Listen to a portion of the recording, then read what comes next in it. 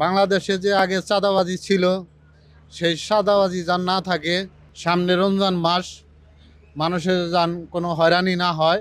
সুন্দর করে ছোটোখাটো ব্যবসা করি, আমরা যেন সুন্দর মতো ব্যবসা করতে পারি, আমাদের ব্যবসা কোনো সিন্ডিকেট না হয়। সরকারের কাছে এটাই চাই, দেশে মাদক মুক্ত থাকুক, দুর্নীতি মুক্ত থাকুক। মানবাধিকার লঙ্ঘন চাই না, আমরা দেশে শান্তি চাই, আমরা আইন শৃঙ্খলা পরিস্থিতি আমরা উন্নতি চাই। ত্রয়োদশ জাতীয় সংসদ নির্বাচনে সরকার গঠন করেছে বিএনপি। ২০ বছর পর ক্ষমতা লাভ করেছে এই দলটি, গঠিত হয়েছে নতুন সরকার। কি প্রত্যাশা রয়েছে এই নতুন সরকারের কাছে সাধারণ মানুষের, সেটি জানাবো কালের কণ্ঠে নিয়মিত বিশেষ আয়োজন জনতার কণ্ঠে। আমি আপনাদের সাথে রয়েছে HM সৌরভ। আপনিও জানাতে পারেন আপনার স্বাধীন ও নিরপেক্ষ মতামত।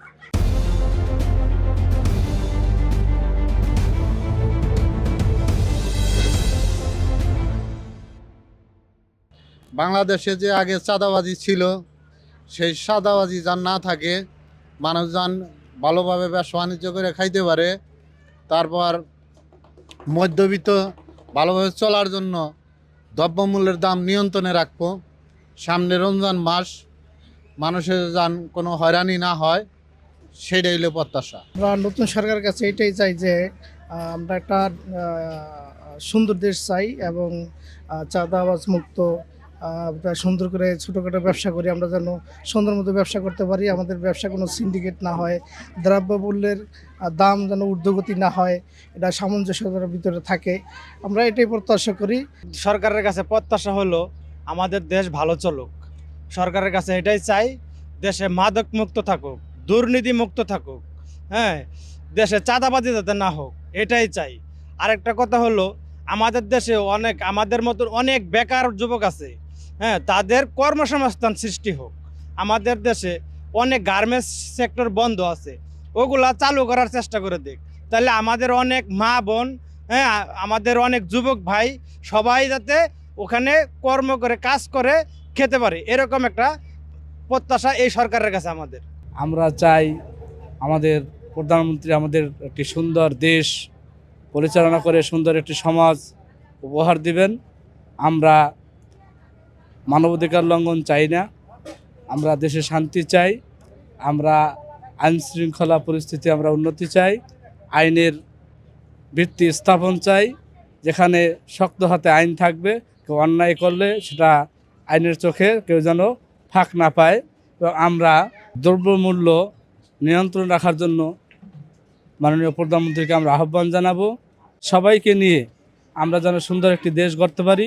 বিগত দিনে আমরা 17 বছর অনেক কষ্ট করেছি এবং মাননীয় প্রধানমন্ত্রী, বর্তমান প্রধানমন্ত্রী, উনি নিজেও অনেক নির্যাতিত।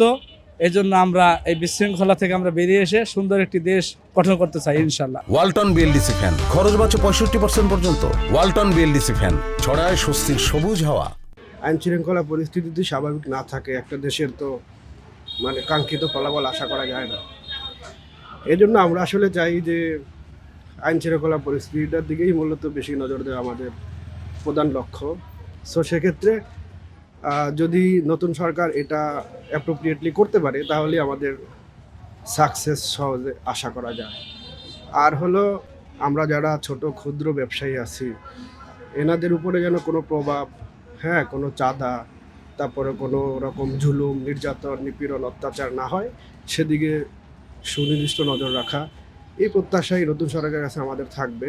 বাংলাদেশ ভালো চাই, ভালোভাবে চলে জানি, সুন্দর চাই, সন্ত্রাসমুক্ত চাই, নিরিবিলি পরিবেশ চাই, দাম দস্তর সব জিনিসের কম চাই, গ্যাসের দাম, চাউলের দাম, পেঁয়াজের দাম, তেলের দাম, এগুলো সমস্ত জিনিসের দাম জানি কম থাকে, আমরা জানি গরিব মানুষ চলতে পারি। নতুন সরকার বাংলাদেশে আছে, তারেক জিয়া, তিনি লন্ডনের থেকে আইছে, তিনি লন্ডনের অনেক কিছু জানে। সেই রকম আমাদের দেশে লন্ডনের মতো না করতে পারলো, কিন্তু ওই দেশের যে আইন কারণ নিয়ম শৃঙ্খলা ওইভাবে চালাইলে আমাদের দেশটা অনেক সুন্দর হবে আমার জানা মতে। তিনি ওই যে দেশের জন্য গৃহিণীদের জন্য একটা কার্ড তৈরি করতে চাইছে, ওইটা দিলে, তারপরে দেশের জন্য শিক্ষার ব্যবস্থা একটু ভালো করলে, তারপরে রাস্তাঘাট চলাচল আমাদের ভালো হলে আমাদের দেশের জন্য অনেক উপকার হবে। সে মানবতা জানি লঙ্ঘন না হয়, এই দেশে মাদক মুক্ত চাই, এই দেশে আমরা জীবনের নিরাপত্তা চাই, রাস্তাঘাটের উন্নত হয়, এই দেশে আমরা ডাল ভাত খেয়ে বাঁচতে চাই।